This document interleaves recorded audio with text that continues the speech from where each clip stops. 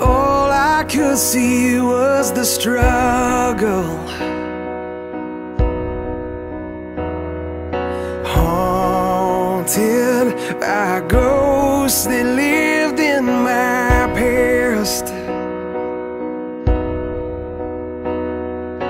bound up in shackles of all my failures,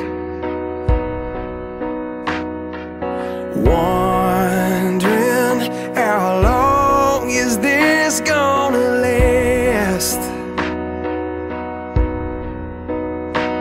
Then you look at this prisoner and say to me, son, stop fighting a fight it's already been won.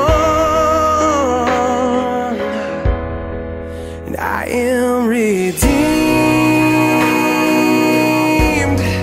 You set me free. So I'll shake off these heavy chains and wipe away every stain. Now I'm not who I used to be. I am redeemed. I'm redeemed. All my life I have been called unworthy, named by the voice of my shame and regret. But when I hear you whisper, child, lift up your head, I remember, oh God, you're not done with me yet. And I am redeemed. You set me free. So I'll shake off these heavy chains and wipe away every stain. Now I'm not who I used to be. Oh God, I'm not who I used to be. Jesus, I'm not who I used to be. 'Cause I am redeemed.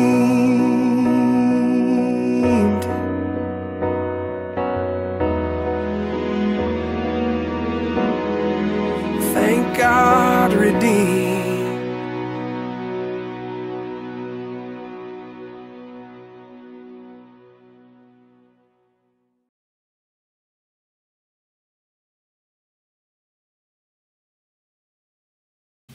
So it's just not right for him to be even speaking to her.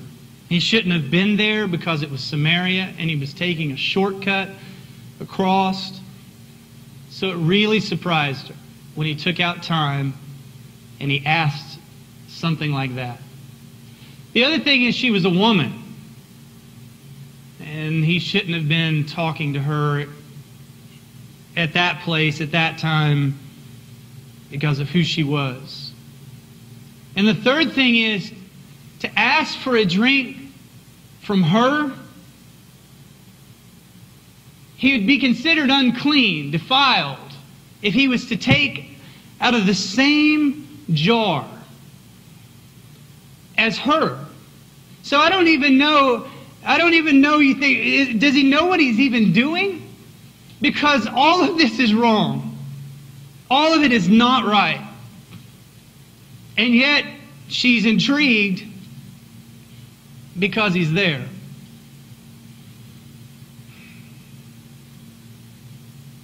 If you just give me a drink of water, it's hot, it's noon, the guys that I'm traveling with are going to get food for us, and I just need just a drink of water. And really, in reality, it's not necessarily the water that he wants, but it's the water that he wants to give. It's the life that he desires to give her. And so all of a sudden, the story begins to change, and we see life start to come into her instead of this death that she's experienced for so long. You know the story, right? She's had a hard life. She's had a hard time finding a purpose or a reason. She's had a hard time connecting with people. Because he mentions, as you read through the verses in the Bible in John chapter 4, that he lets her know that he knows her past and knows the history, and he's chosen not to talk necessarily about that, but she's had quite a few relationships, and is in another one that probably is not looked upon kindly by others. And all that is irrelevant. How? How can it be irrelevant? Because we lived through that. We experienced that. We chose those things for ourselves, even when God didn't want them for us. And yet He looks at it way beyond who we are, but to what we can be. I know you've been with all these guys. I know that you have lived with them and you've married them and they've been wrong decisions for you. But yet, the guy that you're living with now is still not a right decision. But if you will just drink, if you will just take what I have for you, what he's saying on that hot summer day is you'll be redeemed. Doesn't matter what people have said. It doesn't matter how people look. It doesn't matter what you have done. But redemption is what He offers. This lady could have had so many excuses of why that she couldn't talk to this guy any longer. You're sitting out here in the middle of nowhere. This really is a strange feeling that I've got. She could have said, I choose not to get water at this time, and I'm going to walk away. And that's okay. You can get water anytime. She could have just said, you know, I don't know who you are, and you're talking a lot, and you're asking a lot of me, and I just choose not to answer these questions right now. And she could just put up a wall and just choose to walk away and not have to deal with any of this. She could do that. But she chose to open up her heart for just a moment. Let Him look inside. Let Him tell her about herself. And then make some decisions that were really, really life-changing.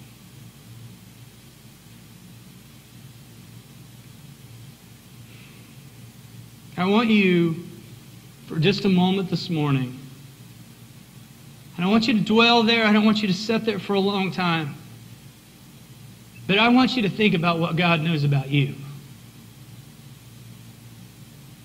The places you've been, and the people you've seen, and the relationships that might have been a mistake. The decisions that you've made that sometimes were not a decision that you probably thought He would have chosen for your life. The times that you felt guilty. The times you walked away that you were ashamed. The times that you felt like you were addicted to it and you couldn't get away. The times that you made decisions in your life that really should have bankrupted you forever, but somehow you escaped around or you got out of it.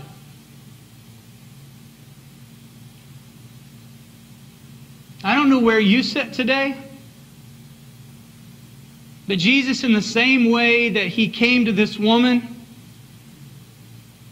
He offers something to you called redemption. Maybe you've taken advantage of that in the past, and maybe you haven't, I don't know. But the feeling that takes place in your life when you say, I choose to be redeemed. You know what that means? It means to be paid for, to be bought, to be redeemed is for you to have no more debt. You owe nobody in this world anything. And even though they might talk, and even though they might not like, and even though they might say, it doesn't matter. They're in the wrong completely. Those people should not have been talking about this woman no matter what time of day or night she was coming to get water. That's between them and God. But this is between you and God. And don't let what people say, or don't let situations and circumstances keep you from coming to the place where you can say in your own life, I am free. I'm free. I don't have to feel this way anymore. I don't have to feel like the world's closing in. I don't have to feel guilty about what I've done in the past, even though they were wrong and stupid mistakes. Even though I don't have to feel that way anymore. Why? Because you've been redeemed. And if you don't take advantage of that, you'll walk away and you'll be coming back to that well over and over and over, trying to find, trying to search out, trying to see, is He going to be there today? Is He going to be there again today when I come? Because I know that I need, I know that I want, I know that I desire, but I let all of these circumstances and things keeping me from really taking what He has to offer. My heart today bleeds because I know that there'll be a percentage of people that'll leave this place today, even after worshiping and watching that video that was compelling and listening to a story. I know that there'll be a percentage today that'll walk out and say, I can't take it.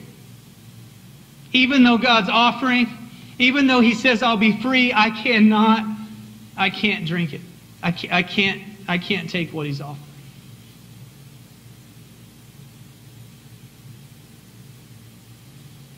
It makes me hurt inside. Because I know what it can be like in your life. I know what it can feel like in your life. Because I'm redeemed. Because there's people that are sitting around you this morning. They know what it feels like when they tell God, would you come and would you just make it okay? Because it hasn't been in a long time. But I want it to be that way today.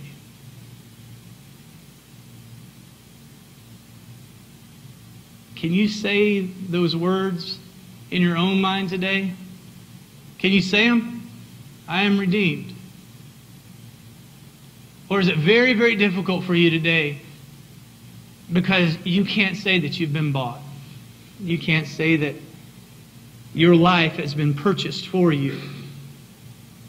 We know the story of Jesus, and we know how that He went through all the struggles when He was here on earth, and we know what He did so that we could have eternal life. And that yet we still sit here this morning and we struggle whether or not to accept it. I'm telling you today, I'm redeemed. I am redeemed. You get to a place where you get so tired of struggling and running and trying to find, and you have to stop sometimes and just let Him offer you rest. That's what He's doing here this morning for a select group of people that need a change, that need something different. Real quick. Do you think when she was walking down that road, headed towards the well, that she thought in her mind, today I need something different? Maybe. Maybe she did. Maybe she thought it was just the same old. Just like yesterday and the day before, this is what I do in my life. This is where I'm headed. I'm going to go get water. I'm going to come back home. It's going to be the same as always.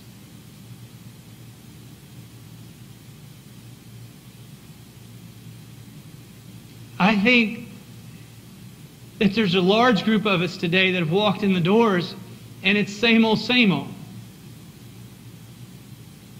Just going through the motions. When's the last time you felt God in your life? I mean, really, really working. Not just calling yourself something, not just participating because that's what you do. I'm not talking about just coming to church. I'm talking about when is the last time that you felt free? When's the last time that you woke up and that you didn't have to take a pill for it? You know? When's the last time that you woke up and that you didn't feel like you had to take a drink for it? When's the last time that you woke up and you didn't feel like that you had to go do something different so that it would make it okay in your life to live? I know we say that we're redeemed. I know that we say that we're all of this. But oh my goodness, it doesn't look like we're living like that. There is a freedom and there is a thing that comes in when you allow God to come into your life and really turn things around.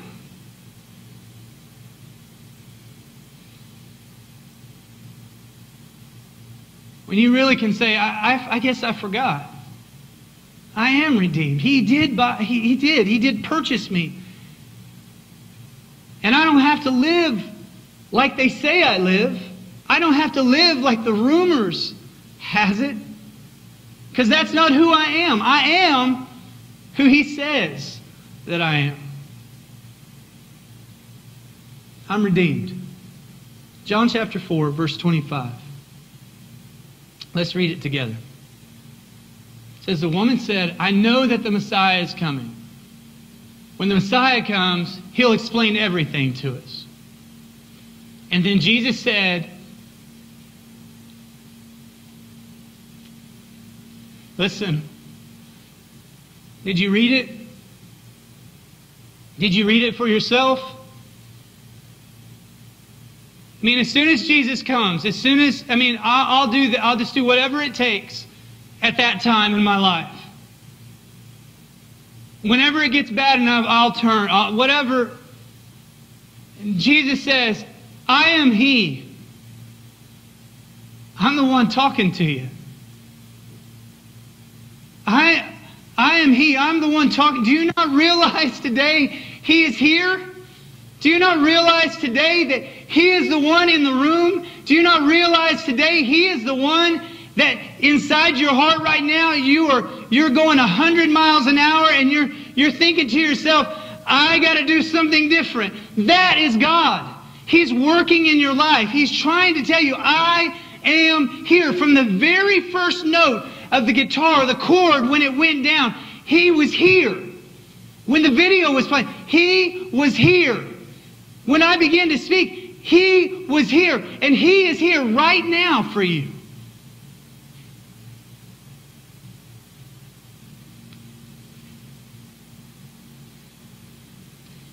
I am not the same as I used to be. I'm not the same.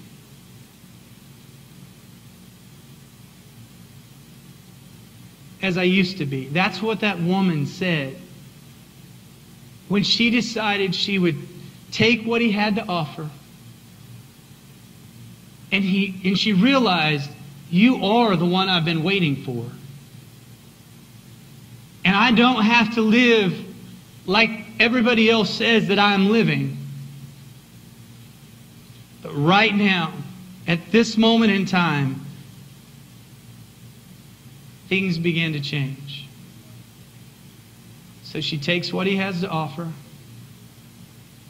and she runs into town. And here's how you know if somebody knows Him or not. This is where you can really judge people by their fruits. Because once she takes what He has and realizes that her life isn't the same, there's nobody else around her that doesn't know it. They say, she's the one that has all those relationships and blah, blah, blah. Not anymore. The rumor mill about her now is she's the one that met that guy down by the well, and whatever he had to offer must have worked. Because I've never seen her so happy. I've never seen her, even in her struggles, know that it was going to be okay. She gathers friends, she gathers people, and they come back to that place because she wants other people to know exactly what she experienced. If you sat in this place today and you don't have that type of joy in your life, if you don't have that type of excitement about Christ in your life, I want you to ask yourself, do you remember if you were redeemed? Do you remember? I took off for the last 4 weeks, and John did a great job speaking here. I really, really enjoyed it. It was funny because I had people coming up and asking me, are you sick? Are you sick? I said, no, to be honest with you, I'm feeling really, really good right now, And I appreciated people doing that, just because it's just nice to be cared about. And so, people just began to ask. They were asking if I was coming back, if some people were wondering, if I was resigning, like I was just going to phase myself out. The reason, to be honest with you, is because I was dry.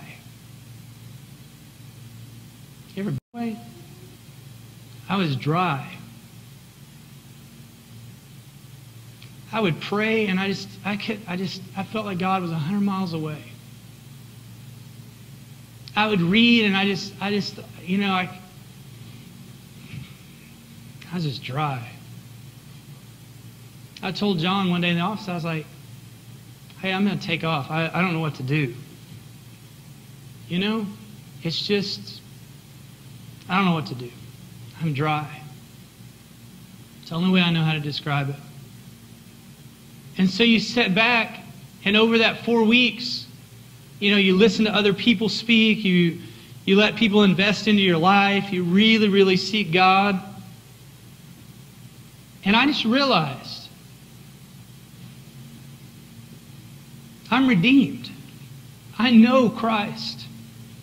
It doesn't really matter how I feel inside, if I'm, overflowing, if I'm dry or whatever. But He's always there. It's me. I'm the one that's dry. It's me. I think I forgot that He saved me. I think sometimes you take it for granted. You just go through all the motions every day and you do all the things that you need to do, and then you just go to bed at night and you get up and do them the next day, just thinking it's all going to be fine or going to be the same way. I don't know that sometimes He doesn't lead you to the well so that you get a little thirsty, and then He asks you, do you really want more of me? You say that you're this, you act like you're this is what you're supposed to be, and yet there's so much more. So much more that I have to offer, and you don't even partake.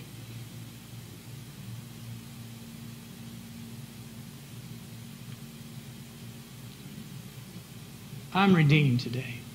I figured it took me 4 weeks. 4 weeks to figure it out. That I love Him more right now than I ever have before. So when I see these pictures up on the screen of these people that are dry and without and don't have the relationship that they need to have, gets to me. Because I know, too, that they can have that same feeling in their life. I want you to look me straight in the eyes today. I want to ask you, are you at the place with God that you need to be? That you want to be? I don't know what that looks like. Nobody's asking you to look like a certain way or act like a certain person or nothing like that. I'm asking you, are you at the place with God that you want to be? Where you love Him more than anything? Where He's the thing that's on your mind? He's the thing that you run to automatically? Or do you have other things that fill those spots?